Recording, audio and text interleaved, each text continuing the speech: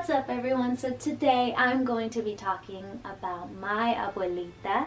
That's grandma in Spanish, if you didn't know. So this would be my mom's mom. And I really just want to share this experience with you just because it's very dear and close memory to my heart. And it was also a really hard time for me in my life so far. This is my abuelita when she was a lot younger. She always took care of me. We were incredibly close. My mom actually worked really hard when she had me. She was gone most of the time. She actually had me when she was 19. So I was my grandma's first grandchild, and she would always put me as top priority. She was actually the first person to encourage God in my life, and she taught me a lot. I love her very much. So in 2006, she went to the doctors and she found out that she had cancer. She had cancer in her brain, so not too long after that she had surgery and she got it removed, only to find out a few weeks or months later that it started developing in her stomach. So 3 years later, after she began chemotherapy, she went with the doctor with her sister, which I call my tia Mari. They found out that her throat from the inside was completely black, which meant that the cancer had completely spread everywhere. We got a call. We went there right away. We actually stayed there for the next 3 weeks. We helped her out. We just spent time with her. It was really difficult. It was really difficult just seeing her basically get the life sucked out of her. She could barely eat. She could only eat ice cold water. Anything else would just feel like it would burn down her throat.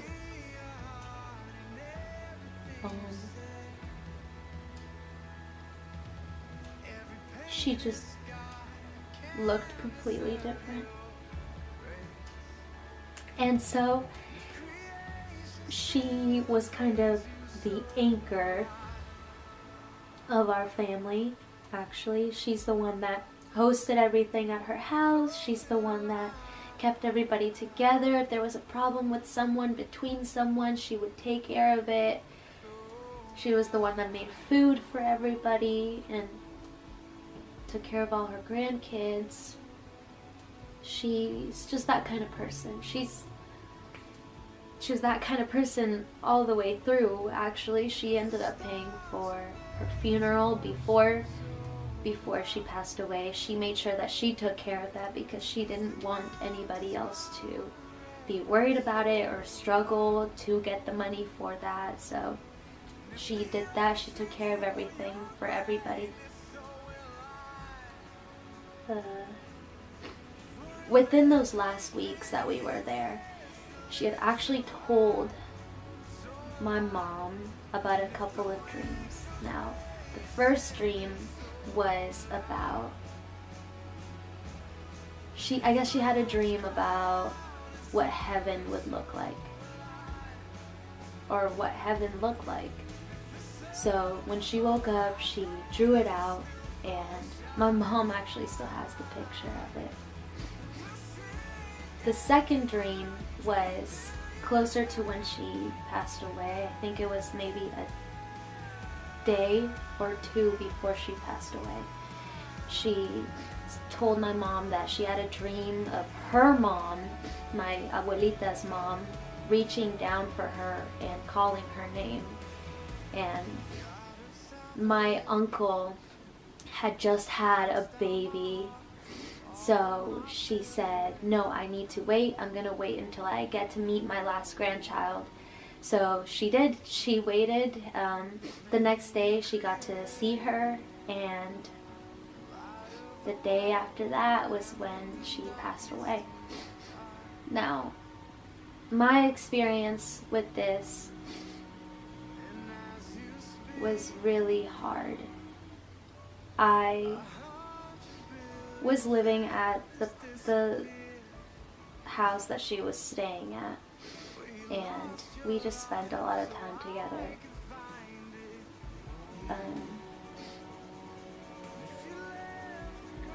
The day that everybody knew it was gonna happen, my mom, I think, was in the room with her, and my abuelita told her that her feet were getting cold. Her feet were getting really, really cold, and she couldn't really feel them anymore. So I remember I was sitting on the couch downstairs watching a show, and my abuelita's sister came down the stairs, and she was crying, and she just nodded her head like it's time. So I freaked out. I ran upstairs and I locked myself in the bathroom, and I just couldn't believe it. I was so scared, and I couldn't believe that this was actually happening. Being the person that she is, she had actually kept everybody's hopes up that she would make it. She would say things like, oh, you know, I'm starting to be able to eat some fruit again, and I can feel it. In 3 weeks I'll be better. So she kept everybody's hopes up so nobody had to be upset. And so I was on the floor crying in the bathroom, and I just hear everybody coming into her room and saying goodbye, and then somebody knocked on the door and brought me to the room, and as soon as I stepped in to that room, she was laying in the bed the same way she had been for a while. And I just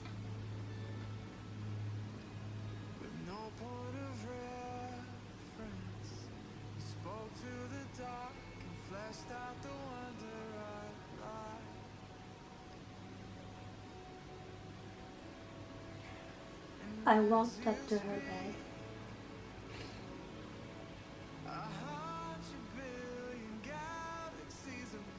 I looked at her in the eyes as she was gasping for air.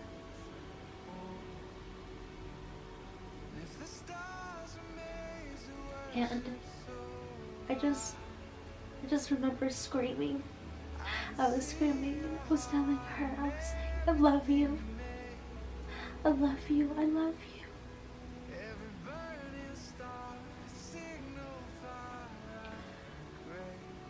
And you could tell that she was dying right in front of my eyes. Everything stopped working. It was like her feet, her legs, everything was just draining. And it felt like she was right there. She was gasping for air. And there was this weird sound that was happening, and I didn't really understand everything. But as I was screaming to her, telling her how much I loved her, she looked at me, and with the last breath of life, she said, I love you so much.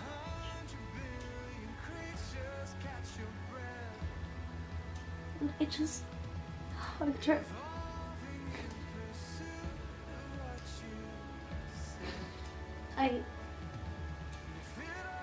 I've held on to that moment ever since.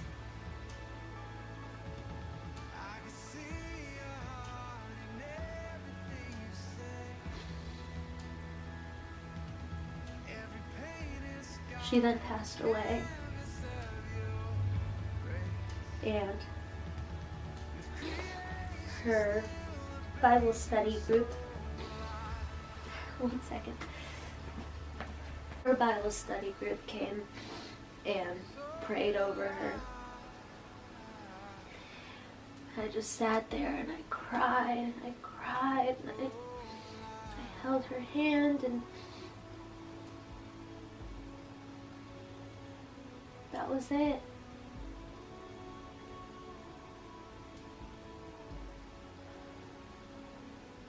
We stayed there for a few more days until her funeral, and I sang I Miss You by Miley Cyrus.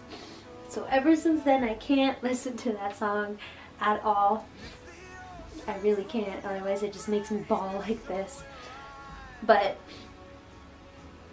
that was hard because I could see her in the thing and it just didn't seem real. It just looked like she was just sleeping, and I was like, you know, in here I was like, we need to get her out of there. But she was gone. So anyways, we went back home after that, and it was my first time back in my room, back home after everything. We were exhausted emotionally, and so my mom said goodnight to me, tucked me in, and as she closed the door, I closed my eyes, I opened them, and I closed them back. Now within that second that I opened my eyes, I saw her. I saw her standing right in front of my door. She was healthy. She was filled with life. She was smiling. And she let me know that she was okay. And she let me know that she loved me. My heart felt at peace again after that. I couldn't believe it, honestly. I could not believe that she was standing right in front of me, smiling. She didn't look like she did when she left here.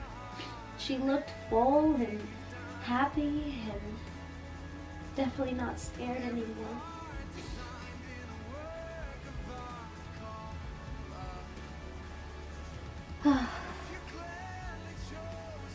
So that was a really hard time in my life that I wanted to just share with everybody and maybe relate to some of you. It's not easy. It's not easy at all.